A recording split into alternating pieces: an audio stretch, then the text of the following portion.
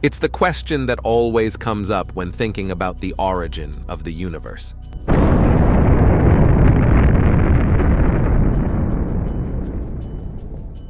What came before the Big Bang? And if there was no before, what was the cause of the Big Bang in the first place? Until a few centuries ago, the answer was easy. Some eternal deity set everything in motion. Even Isaac Newton believed that God created the universe some 6,000 years ago. Later, many scientists, including young Albert Einstein, assumed the universe itself to be eternal and everlasting. Of course, stars could be born and die in it. Planets could collide. Civilizations could arise and fall. But on large spatial scales and over long periods of time, it always looked roughly the same as it does now. Only in the 1930s did convincing evidence of the expansion of the universe appear, and in the 1960s, of its origin in the Big Bang. Such a radical revolution in the scientific worldview has not occurred, perhaps, since the recognition of the heliocentric system. But then two equally difficult questions arose. First, what actually was before the Big Bang? What was space like before it began to expand, and how long did it stay in this primordial state? And secondly, everything that has a beginning has an end. So what will it be like, the end of our universe? The English physicist Brian Cox set out to find an answer to this question. And now, in a world-shattering revelation, physicist and professor of particle physics Brian Cox has just declared that he strongly suspected that the universe existed before the Big Bang, throwing the theory of our origins on its head. We used to think that the universe emerged in that state, very hot and very dense at the beginning of time, and we used to call that the Big Bang. But now we strongly suspect that the universe existed before that. And in that sense, it's possible to speak of a time before the Big Bang. Join us as we dig deep into how Brian Cox just debunked the Big Bang. Professor Brian Cox has transformed his field of science in the 21st century into something accessible to everyone, regularly contributing to public debate and discussion. Never one to shy away from the big questions, the physicist previously took on the story of the Big Bang. The idea of the Big Bang first came about back in the 1920s and 1930s. When we looked out at distant galaxies, we discovered something peculiar. The farther away from us they were, the faster they appeared to be receding from us. According to the predictions of Einstein's general relativity, a static universe would be gravitationally unstable. Everything needed to either be moving away from one another or collapsing towards one another if the fabric of space obeyed his laws. The observation of this apparent recession taught us that the universe was expanding today, and if things are getting farther apart as time goes on, it means they were closer together in the distant past. An expanding universe doesn't just mean that things get farther apart as time goes on. It also means that the light existing in the universe stretches in wavelength as we travel forward in time. Since wavelength determines energy, that means the universe cools as we age, and hence things were hotter in the past. Extrapolate this back far enough, and you'll come to a time where everything was so hot that not even neutral atoms could form. If this picture were correct, we should see a leftover glow of radiation today in all directions that had cooled to just a few degrees above absolute zero. The discovery of this cosmic microwave background in 1964 by Arno Penzias and Bob Wilson was a breathtaking confirmation of the Big Bang. It's tempting, therefore, to keep extrapolating backwards in time, to when the universe was even hotter, denser, and more compact. If you continue to go back, you'll find a time where it was too hot to form atomic nuclei, where the radiation was so hot that any bound protons and neutrons would be blasted apart. A time where matter and antimatter pairs could spontaneously form, as the universe is so energetic that pairs of particles, antiparticles, can spontaneously be created. A time where individual protons and neutrons break down into a quark-gluon plasma, as the temperatures and densities are so high that the universe becomes denser than the inside of an atomic nucleus. And finally, a time where the density and temperature rise to infinite values, as all the matter and energy in the universe are contained within a single point, a singularity. This very final point, this singularity that represents where the laws of physics break down, also is understood to represent the origin of space and time. This was the ultimate idea of the Big Bang. Of course, everything except that last point has been confirmed to be true. We've created quark-gluon plasmas in the lab. We've created matter-antimatter pairs. We've done the calculations for which light elements should form and in what abundances during the early stages of the universe, made the measurements, and found that they match with the Big Bang's predictions. Coming forward even farther, we've measured the fluctuations in the cosmic microwave background and seen how gravitationally bound structures like stars and galaxies form and grow. Everywhere we look, we find a tremendous agreement between theory and observation. The Big Bang looks like a winner. Except, that is, in a few regards. 3 specific things you would expect from the Big Bang didn't happen. First off, the horizon problem. If we look in different directions, we see the universe as having the same temperature and density everywhere. But even since the start of the hot Big Bang, these regions never had time to communicate, exchange information, or reach thermal equilibrium with one another. So how did they evolve to reach the same temperature and conditions everywhere? Next, the flatness problem. In an expanding universe in general, there's a fight between the initial expansion rate that drives things apart and the gravitational effects that work to bring everything back together. In our universe, we observe that these 2 opposing forces are pretty much perfectly exactly balanced, leading to an exactly spatially flat universe. So why was our universe born with those properties? And last, the monopole problem. If the universe reached these arbitrarily high temperature and energy conditions, then why are there no exotic leftover heavy relics, right-handed neutrinos, magnetic monopoles, and other particles that should be observable and left over today? We can always shrug our shoulders and mutter something like, "Those must have just been the initial conditions or the way the universe was born." But that runs counter to the enterprise of science. Instead, we look for a mechanism that would mandate and set up these conditions. That mechanism sprung forth in 1980 in a remarkable paper by Alan Guth, who noted explicitly that an early, rapid, and relentless phase of exponential expansion, where the universe's energy was not distributed among matter and radiation quanta, but rather was inherent to the fabric of space itself, would solve all 3 of these problems.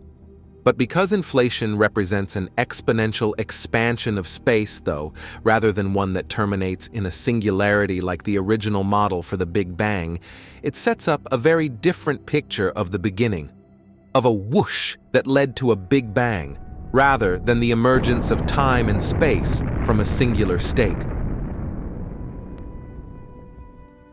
Now, we get to address the really big questions. What does all of this mean for the true beginning of the universe, if such a thing even existed?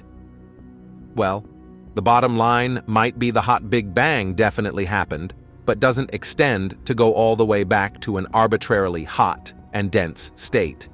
Instead, the very early universe underwent a period of time where all of the energy that would go into the matter and radiation present today was instead bound up in the fabric of space itself. That period, known as cosmic inflation, came to an end and gave rise to the hot Big Bang, but never created an arbitrarily hot, dense state, nor did it create a singularity. What happened prior to inflation, or whether inflation was eternal to the past, is still an open question, but one thing is for certain: the Big Bang is not the beginning of the universe. But if the Big Bang wasn't the beginning, what was it? What happened before the Big Bang? Short answer: we don't know. Long answer: it could have been a lot of things, each mind bending in its own way. It's possible that before the Big Bang, The universe was an infinite stretch of an ultra-hot, dense material, persisting in a steady state until, for some reason, the Big Bang occurred. This extra-dense universe may have been governed by quantum mechanics, the physics of the extremely small scale. The Big Bang, then, would have represented the moment that classical physics took over as the major driver of the universe's evolution. For Stephen Hawking, this moment was all that mattered. Before the Big Bang, he said, events are unmeasurable and thus undefined. Hawking called this the no-boundary proposal, in which time and space are finite, but they don't have any boundaries or starting or ending points, the same way that the planet Earth is finite but has no edge. Or perhaps there was something else before the Big Bang that's worth pondering. A bold idea of Professor Brian Cox suggested there was a time before the Big Bang, a time in which the universe did not exist at all. He explored this in his documentary series, Universe, where everything begins and ends, stating that before the launch point of the Big Bang, there was no matter at all. All that existed was space-time and an ocean of energy, almost still but gently rippling. This place, as he said, should be imagined as a near, still ocean of energy filling the void. It would have had no structures, and the energy in the space would have caused it to stretch violently, something known in space as inflation.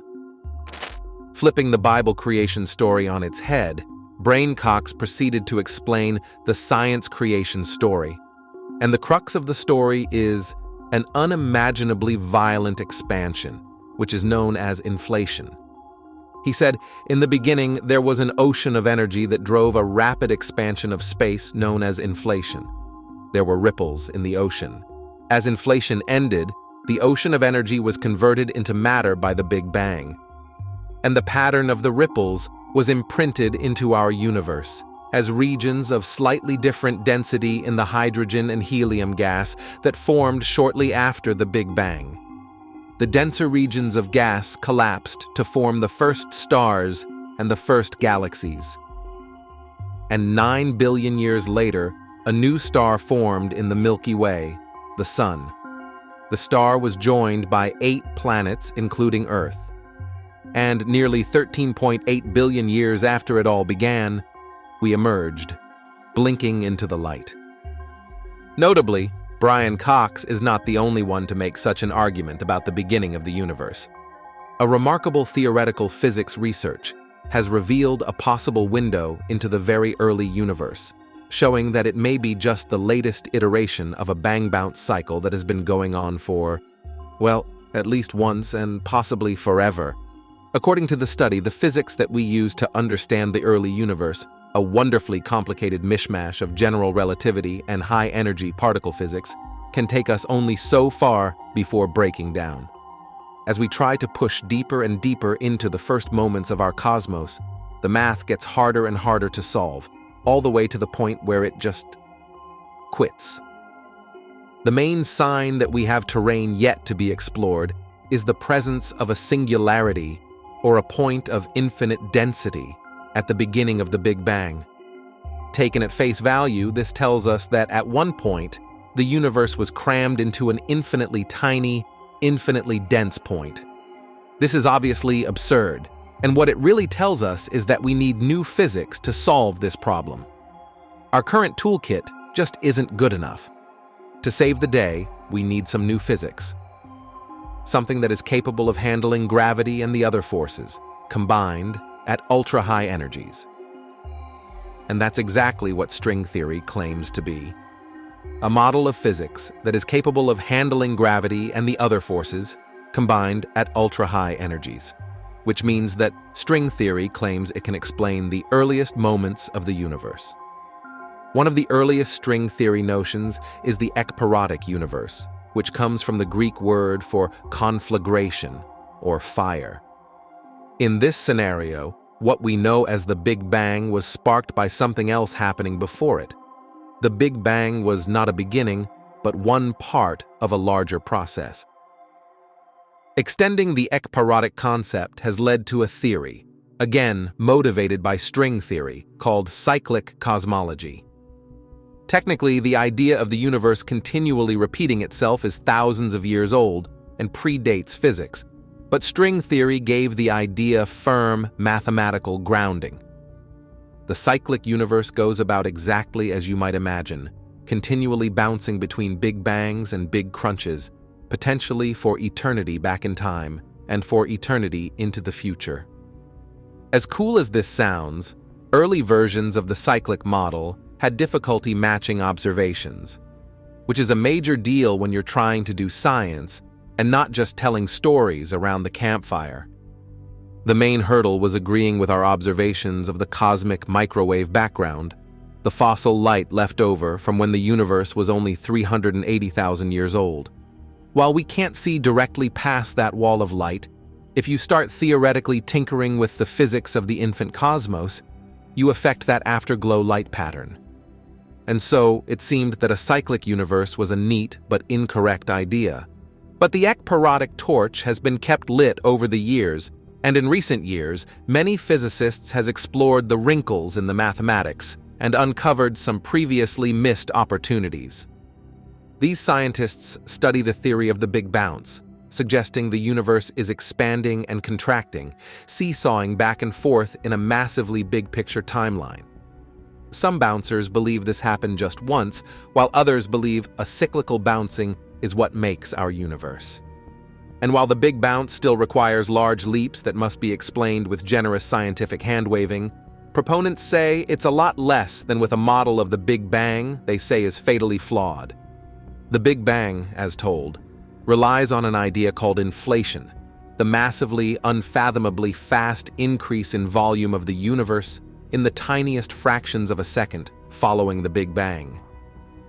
Cosmology is certainly a field that relies on some huge and fantastical ideas, but some cosmologists have criticized inflation for being overly neat to the point of contrivance. But inflation also could imply the existence of an infinite number of universes. Physicists discovered that inflation goes on forever, stopping only in some regions of space. These bubbles are thus closed off from each other, effectively becoming isolated universes with their own laws of physics. According to this theory, we live in one of these bubbles. That's why the Big Bang falls apart, or at the very least doesn't complete the picture, for Big Bounce researchers. After all, what are we missing in a scenario where we have, that's just our bubble, everywhere else could be different, in our pockets, as an explanation? It's like building IKEA furniture and deciding the hardware you didn't end up using must just be extra. But back to the Big Bounce. If the theory requires an amount of new or exotic explanatory glue, then why is it better?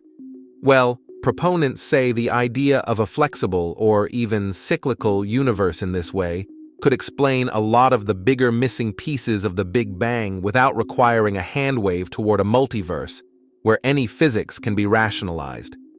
And quantum mechanics has just enhanced the Big Bounce, suggesting ways that a universe bounced down to a mere particle could superposition itself inside and outside of a physical limitation, for example.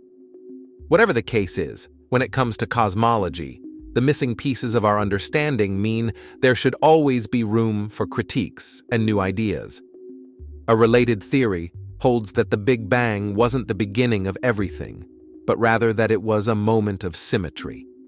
In this idea, prior to the Big Bang, there was another universe, identical to this one, but with entropy increasing toward the past instead of toward the future.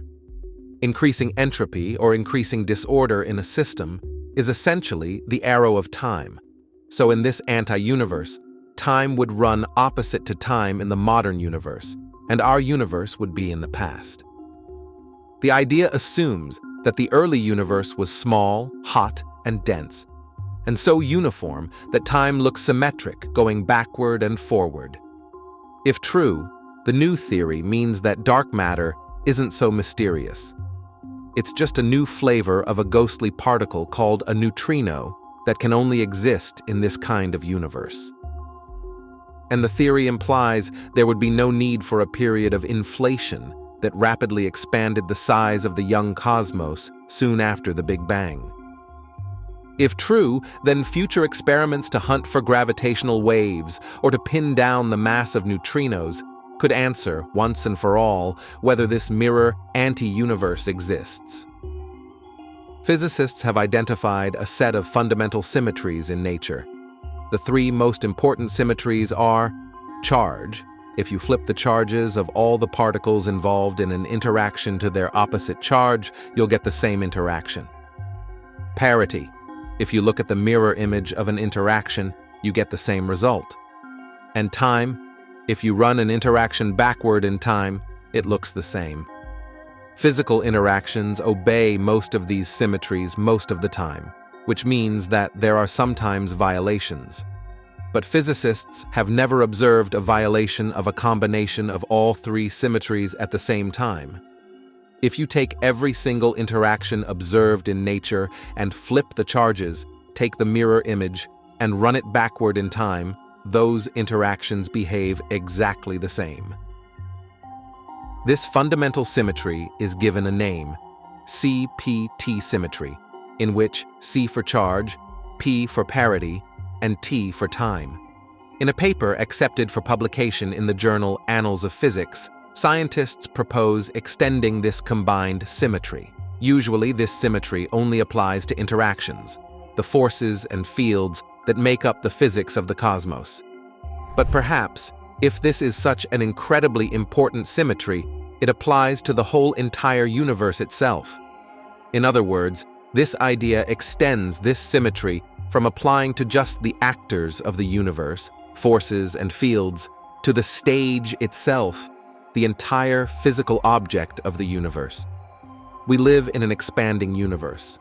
This universe is filled with lots of particles doing lots of interesting things, and the evolution of the universe moves forward in time. If we extend the concept of CPT symmetry to our entire cosmos, then our view of the universe can't be the entire picture. Instead, there must be more. To preserve the CPT symmetry throughout the cosmos, there must be a mirror image cosmos that balances out our own. This cosmos would have all opposite charges than we have, be flipped in the mirror, and run backward in time. Our universe is just one of a twin.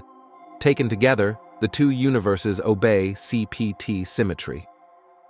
The study researchers next asked what the consequences of such a universe would be. They found many wonderful things.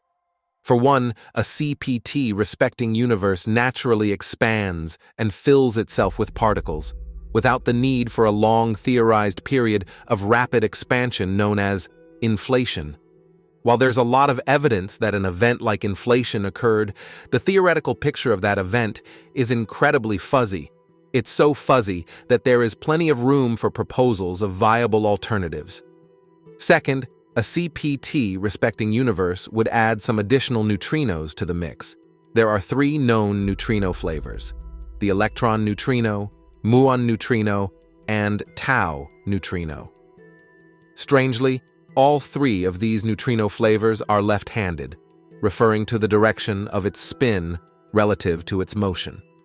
All other particles known to physics have both left and right-handed varieties, so physicists have long wondered if there are additional right-handed neutrinos. A CPT respecting universe would demand the existence of at least one right-handed neutrino species. This species would be largely invisible to physics experiments, only ever influencing the rest of the universe through gravity. But an invisible particle that floods the universe and only interacts via gravity sounds a lot like dark matter. The researchers found that the conditions imposed by obeying CPT symmetry would fill our universe with right-handed neutrinos, enough to account for the dark matter. But we would never have access to our twin, the CPT mirror universe, because it exists behind our Big Bang, before the beginning of our cosmos. But that doesn't mean we can't test this idea. The researchers found a few observational consequences of this idea. For one, they predict that the three known left-handed neutrino species should all be Majorana particles, which means that they are their own antiparticles. in contrast to normal particles like the electron, which have antimatter counterparts called the positrons. As of now, physicists aren't sure if neutrinos have this property or not. Additionally, they predict that one of the neutrino species should be massless. Currently, physicists can only place upper limits on the neutrino masses. If physicists can ever conclusively measure the neutrino masses, and one of them is indeed massless, that would greatly bolster the idea of a CPT symmetric universe. Lastly, in this model, the event of inflation never occurred. Instead, the universe filled with particles naturally on its own. Physicists believe that inflation shook space-time to such a tremendous degree that it flooded the cosmos with gravitational waves. Many experiments are on the hunt for these primordial gravitational waves. But in a CPT symmetric universe, no such waves should exist. So if those searches for primordial gravitational waves turn up empty, that might be a clue that this CPT mirror universe model is correct. In the end, we have to admit that the origin of the universe pushes the boundaries of what we can understand. When it comes to the origin of the universe, we don't know what forces are at play. We actually can't know, since to know such force, or better, such fields and their interactions, would necessitate knowledge of the initial state of the universe. And how could we possibly glean information from such a state in some uncontroversial way? In more prosaic terms, it would mean that we could know what the universe was like as it came into existence. This would require a God's eye view of the initial state of the universe, a kind of objective separation between us and the proto-universe that is about to become the universe we live in. It would mean we had a complete knowledge of all the physical forces in the universe, a final theory of everything. But how could we ever know if what we call the theory of everything is a complete description of all that exists? We couldn't, as this would assume we know all of physical reality, which is an impossibility. There could always be another force of nature, lurking in the shadows of our ignorance. At the origin of the universe, the very notion of cause and objectivity get entangled into a single unknowable, since we can't possibly know the initial state of the universe. Of course, we can construct models and test them against what we can measure of the universe. But concordance is not a criterion for certainty. Different models may lead to the same concordance, the universe we see, but we wouldn't be able to distinguish between them since they come from an unknowable initial state. The first cause, the cause that must be uncaused and that unleashed all other causes, lies beyond the reach of scientific methodology as we know it. This doesn't mean that we must invoke supernatural causes to fill the gap of our ignorance. A supernatural cause doesn't explain in the way that scientific theories do. Supernatural divine intervention is based on faith and not on data. It's a personal choice, not a scientific one. It only helps those who believe. But through a sequence of spectacular scientific discoveries, we have pieced together a cosmic history of exquisite detail and complexity. There are still many open gaps in our knowledge, and we shouldn't expect otherwise. The next decades will see us making great progress in understanding many of the open cosmological questions of our time, such as the nature of dark matter and dark energy, and whether gravitational waves can tell us more about primordial inflation.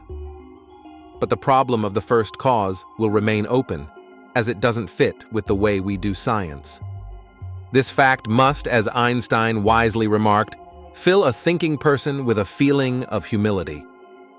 After all, just remember that not all questions need to be answered to be meaningful.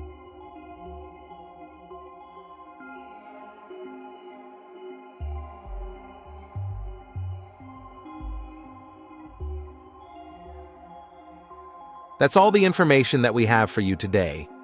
Don't forget to give us a thumbs up if you enjoyed today's episode, subscribe if you haven't already, and hit the bell so you never miss out on future episodes. And be sure to also tell us what you think about today's content. Everyone's support motivates us to continue delivering quality content and to always improve. As always, thanks for watching, and we will see you next time.